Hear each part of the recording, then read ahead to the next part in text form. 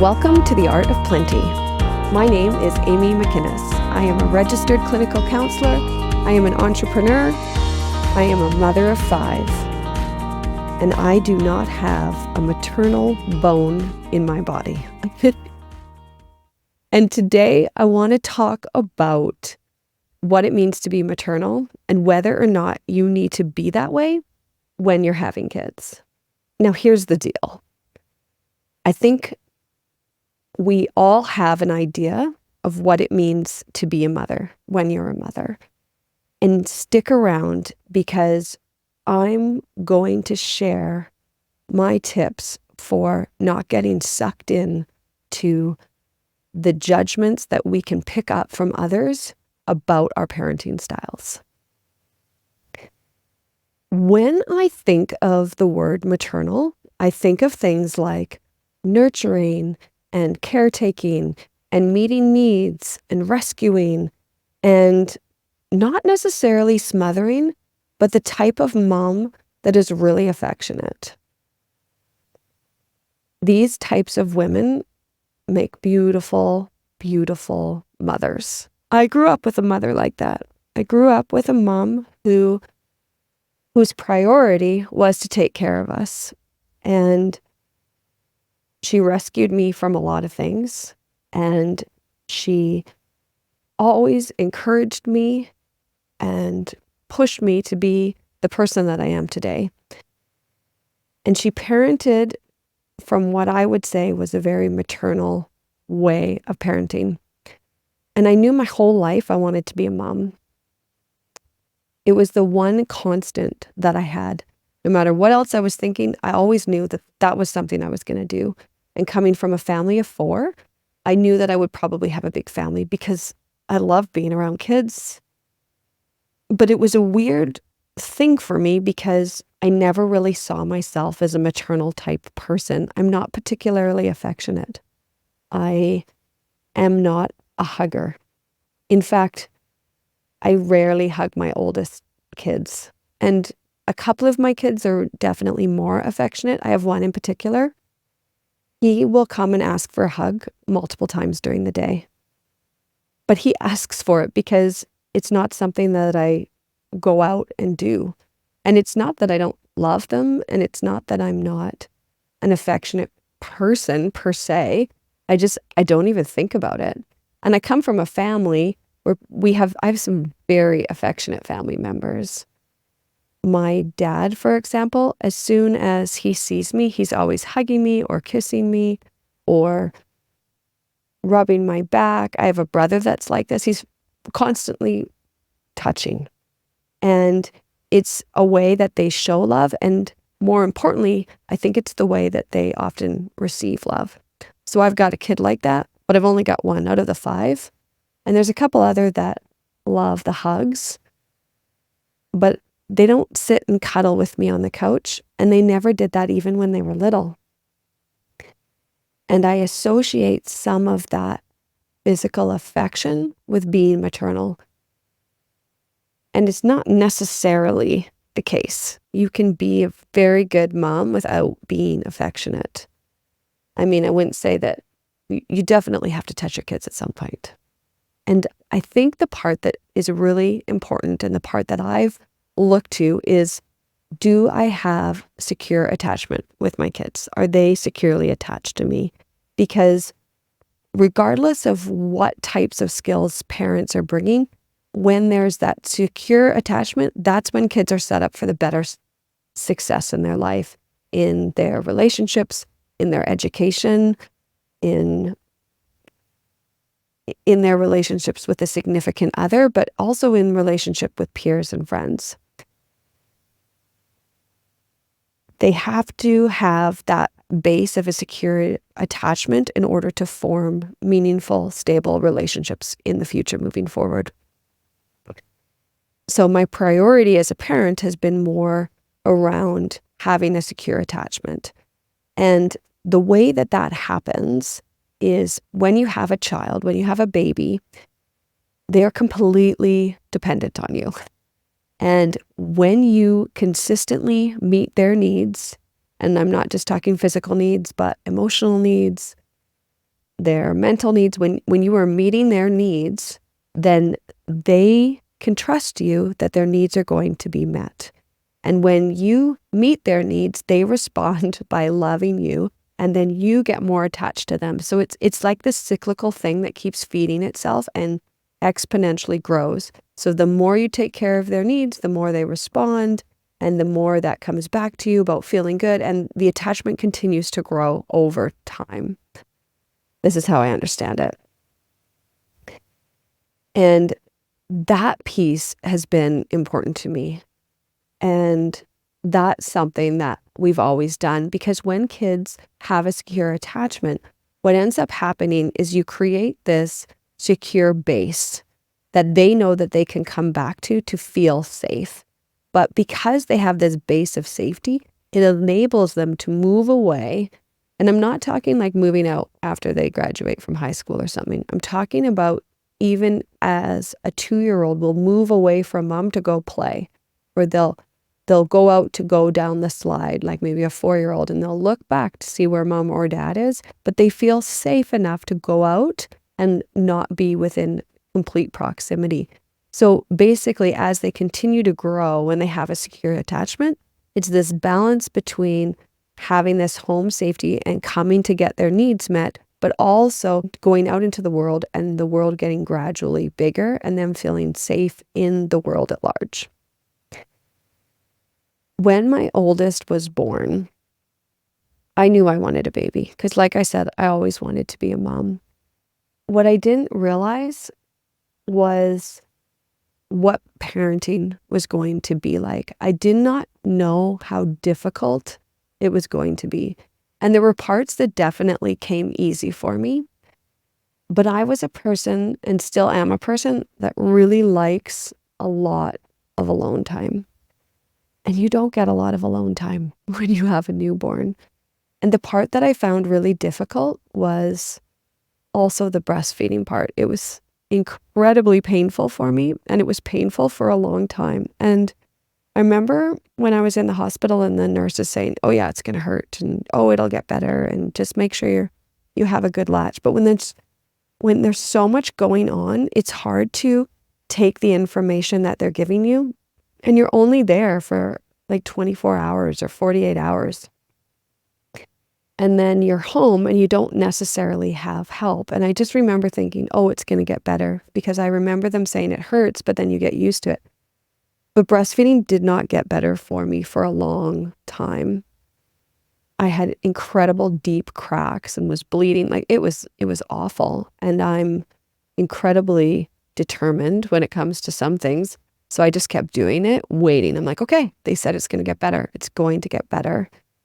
And it didn't really get better on its own. I was doing all sorts of bizarre things, and I ended up seeing like a lactation consultant for it to get better. But by then I had such incredible cracks.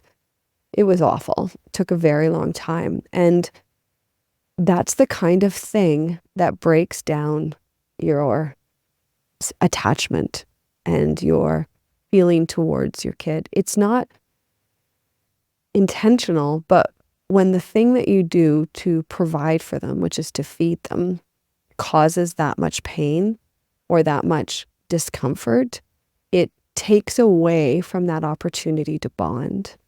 And those precious moments of your child feeding and you nurturing them and them getting calm and sleeping, it can erode that when you're in so much physical pain. Not that you don't have those feelings, but it just gets a bit colored. I also had people tell me that I was a heavy sleeper. I also had people tell me that as soon as I had my baby, I was going to change. I was going to wake up and I was going to hear them. And I had absolutely none of that. I am still an incredibly heavy sleeper. And when my baby was born, I would not hear her. Jody would get up, take care of her, like change her diaper, get her ready for feeding, and then wake me up, because that was easier than waking me up so I could go get the baby. I'm still like that. I still don't necessarily hear the kids, and he is like the reverse of that. So super light sleeper. But those things that people have told me were going to change about me didn't necessarily change. I think the part that was difficult too was that I wanted to have my own identity.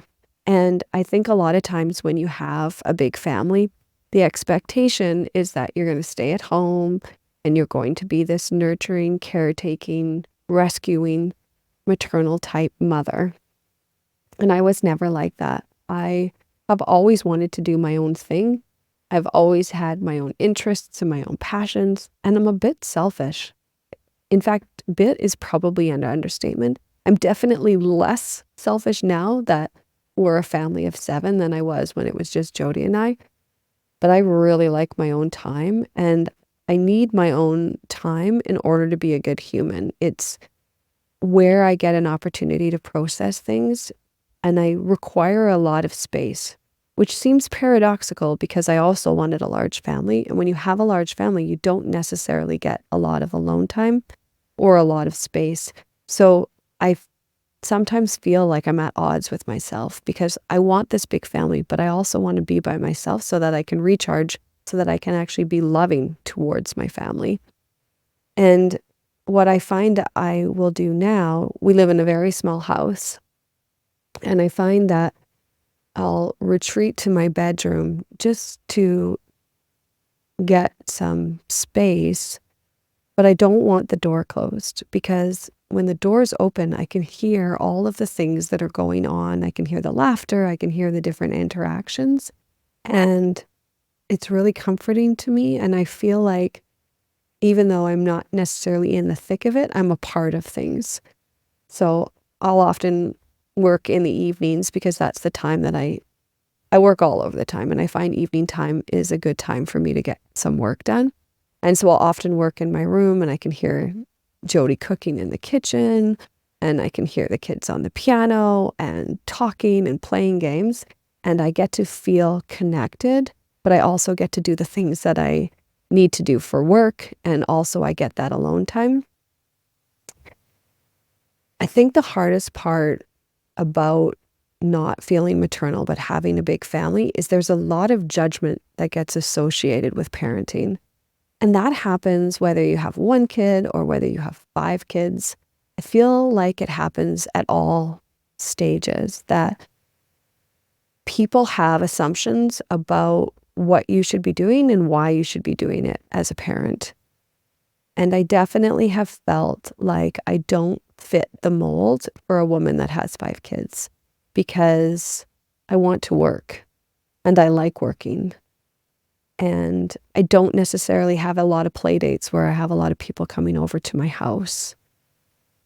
I don't necessarily cook that often. And even though I'm a fabulous baker, it's very unusual if I bake. And as I'm telling you these things, I'm like, this is a ridiculous list, as if this is what makes a good mother. But I think because that's what was role modeled to me in my mind, I have these thoughts that this is what it means to be a good mom. And I'm not most of those things. And I've had to realize that my giftings and my interests, which include having 5 kids, is all going to work together. And the only time it really becomes problematic is when I buy into the judgment that I feel from others or being critical about what's happening. Because when I take a look at my kids, because I'm a selfish person and because I have a lot of value on my own identity and working and doing the things that I am interested in, I have raised really independent kids. They are incredibly resourceful and resilient and loving human beings who have secure attachments, who have good relationships with friends, who are involved in extracurricular activities, who are doing well in school. And that we've been incredibly blessed because our kids are healthy, which makes such a difference for your ability to do all of those things and be all of those things. So when I feel that criticism and that judgment that may or may not even be there, I step back and I look at the family that I'm a part of creating. And when I look at my kids as individuals and I see who they are and what they're doing, I'm able to shed off that judgment. Because ultimately, together as a family of 7, we're creating the life that we want to live collectively and as individuals. And that is where I get a huge source of joy, is knowing that even though it doesn't look right to some people, and maybe I don't fit the mold of a maternal mother, I'm actually doing a really good job. My kids are incredible human beings. I hope this was helpful. I hope for all those moms out there who are maternal or who are not maternal, that this is encouraging to you. That you can look at your kids and recognize the things that you are doing right. Because there's probably a lot more that you're doing right than there is that you're doing wrong. Thank you so much for tuning in today. If you like this, would you please share? Would you please rate? When you do that, it helps me get this podcast out to more people. And that is really what my heart is for the Art of Plenty, that it can be a place where people can craft a life that's full of plenty. Plenty of joy, plenty of peace, plenty hope, plenty strong relationships. The intent of this podcast is for information and education only. It's not to be construed as professional advice. And if you need that professional advice, which we all do at different times, I believe, please reach out to someone in your home community that can get you the help that you need. Thank you for tuning in. My name is Amy McInnes. I am not a maternal mother, but I am a good mom. And this is the Art of Plenty.